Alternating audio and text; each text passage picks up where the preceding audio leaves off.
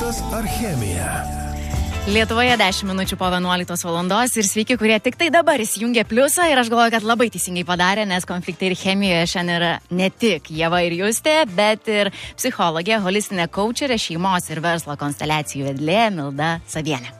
Sveiki. Labas, Milda. Labas. Kaip iš tikrųjų smagu gyvai bendrauti ir aš galvoju, kad šiandien tas mūsų gyvas bendravimas, jisai suteiks dar didesnio prieskonio mūsų temai, nes tema yra išties tokia kietas riešutėlis. Kalbėsim apie žmogaus du pasaulius. Jo, apie tą slaptą gyvenimą, žinai, Milda. Turint šeimą. Kur susikuri ir pagalvoji, taigi slapti santykiai, taigi aš vėl jaunas, aš vėl arba jauna, aš nersiu į tą paslaptį ir ten nardysiu. Ar tai yra gerai, ar tai yra blogai ir ar apskritai dabar pas mus Lietuvoje yra populiaru juos turėti. Milda, kaip tu galvoji? Pirmas dalykas, žinai, tai nėra nei gerai, nei blogai. Taip. Ir iš tiesų yra labai daug tokių santykių. Yra tų paslaptėlių, visi mėgsta slėpinę žaisti, kaip nuo Bet man tada iš karto kyla klausimas, kodėl vyras būdamas ir šeimos santykyje, ir slaptame santykyje nieko nenori keisti ir nieko nenori pasirinkti. Nu, žinai, o kodėl moteris būdama tokiuose santykiuose nieko nenori keisti ir nieko nenori pasirinkti? Žmogus. Nes yra labai daug tokių santykių, kai vyras turi dvi moteris ir yra labai daug tokių santykių, kai moteris turi dvi vyrus, ar ne? Tik tai apie vyrus mes žinom daugiau, moteris labiau gudriau nuslepia šitą visą dalyką. Mūsų prigimtieji. Moka taip supranti gražiai viską padaryti. Tai iš esmės supranti, dėl ko vyras nesirenka vienos iš, vadinasi, toje antroje, ar ne, kuri yra kaip pakaitalas pirmos, nėra to lygiavertis ar geresnis variantas. Ta prasme, kaip mašina, žinai, tu turi Mers, Porsche'as truputį sugedo, o ten yra tik tai BMW'as. Tai tu imsi, pavažinėsi juo, taip, bet Porsche'as ir tu lauki, gal atveš detalę, gal kažką pakeis, gal ten patiūnin, supranti, ir tu naudojasi BMW, kol tu negauni Porsche. Tai yra taip, kad vyras iš dviejų moterų pasidaro vienos moters idealą. Jis labai norėtų, nes viena biški užmigų, supranti, yra pamiršusi. Ir jis labai dažnai vyrai sako, jeigu aš galėčiau tas dvi moteris sujungti į vieną, nes jis ten eina, to, žinai, draivo, kaip Porsche. Tai Milda, tai nusipirk turbiną. Kas yra? Matai, bet kur tu tą turbiną instaliuosi?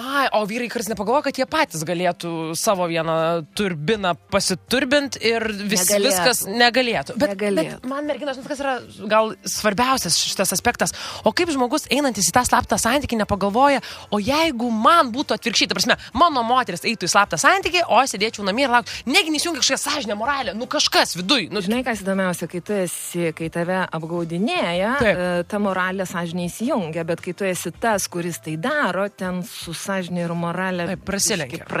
Tiesiog malonumai ima viršų. Atsilieka, nes tu gauni, supranti, viską kompleksą. Ten, ko tu negauni santykiuose, tu gauni šalia ir tu esi, pilnas, visiškai pilnas.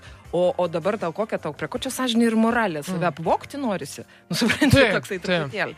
Tai čia skirtingi dalykai, nes vyrai pirmas dalykas eina į santykį, ten neturi labai didelio emocinio prisirišimo, taip? Tai jiems paprastai. Jie ten nuėjo, tiesiog truputį pasivažinėjo, ant rankinio paspaudė, padarė, supranti, žiedus, ten prasinešė, viskas gerai ir grįžo, toliau glosto savo Porsche. Laukia, kol Porsche'as vėl įsijungia. Tai va, aš tai norėjau sakyti, jie šiaip žiūri tuos santykius labai nerūpestingai, bet jeigu, pavyzdžiui, šiek tiek nerūpestingai, ar ne? Bet jeigu ir viena ir kita moteris įsimyli tą vyrą, tai viskas įklimpo. Bėda. Ne, žinai, kas yra vyras neįklimpo, įklimpo moteris. Ir labai dažnai įklimpo moteris ta, kuri įsimylėjo ir ta, kuri neturi statuso. Tai tai tikrai įklimpo, nes žinau daug tokių atvejų, kai tos moteris įklimpusios būdamos ir laukdamos, kada tas vyras ją pripažins, laukia 7, 8, 10, 20 metų. Yra ir tokių, žinokit. Tai va. O kada moteris pasirenka būti, nežinau, kaip yra filmas Slaptieji šitie vaikučiai agentai, kada moteris nusprendžia turėti du vyrus ir ką daryti moteriai, kai du vyrai įsimylėjo, rašo, skambina naktim, stovi prie durų, ką tada? Kada čia tai būna, kad du vyrai įsimyli ir jinai renkasi? Tai renkasi jinai tada tik tai, kai dar nėra santykiuose. Taip. Tada įsimyli ir jinai tada jai labai gerai. Taip. Jin dar nėra įsimylėjusi, vyrai ją įsimyli, 2, 3, 4, 5 ir jinai tada be emocinės priklausomybės, žinai, be noro įtikti, patikti ten, įsilieti, jinai daro pasirinkimą. Moterims tai yra labai sveika iš tiesų. Turėti 3 pasimatymus ir tada rinktis. Labai sveika. Mes dažnai girdime apie tai, kad moteris arba vyras turi tuos 2 pasaulius ir tai savotiškai tampa norma. Šiandieninėme pasaulyje. Kodėl šiandieninėme? Ta norma jinai buvo visada. Tik niekas anksčiau apie tai nekalbėjo. Ką jūs manot, kad viduramžiai vyrais neturėjo 2 moterų arba moteris neturėjo 2 ar 3 vyrų? Lygiai tos pačios karalienės, lygiai tos pačios damos. Jos turėjo vyrą sugyventinį, tas, kuris yra materija ir taip toliau. Ten pritrūksta aistros, jinai turi kavalierių, ar ne? Žygolo. Taip. Suprantat, čia viskas gerai. Jeigu reiktų apibendrinti, tai iš tikrųjų visa tai vyko, vyksta ir vyks ir laimingi tie, kurie nepatenka į tą 2 pasaulių gyvenimą. Arba ne.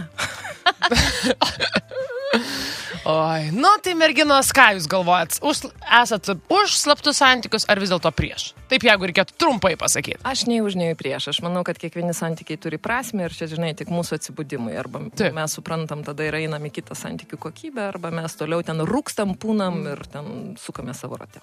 Jūs ką galvoju? Aš tai... Nežinau. Aš gal pritariu Mildai, kad čia viskas labai priklauso nuo tam tikros situacijos. Ir mūsų pasirinkimo mes kiekvieną dieną atsikeliam ir renkamės.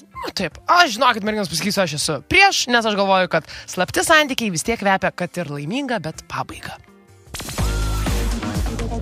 Eteryje Ieva ir Justė.